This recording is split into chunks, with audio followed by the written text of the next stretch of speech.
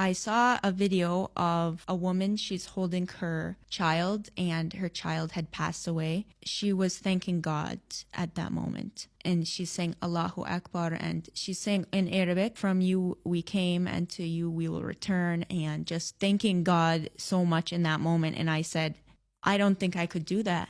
I don't think my faith is strong enough that I could thank God at that moment. So I said, how is her faith so strong? So that's what really inspired me to read the Quran, because especially as a mother, to be holding my child in my arms and thanking God, because even though my child is gone, I don't know. I don't think I could do that at that moment. Incredible how much the Palestinian people, the Palestinian Muslims have inspired the world. So I said, I need to read this book they're talking about, the Quran. I need to read this and see what is it that they believe in to be this steadfast in their faith.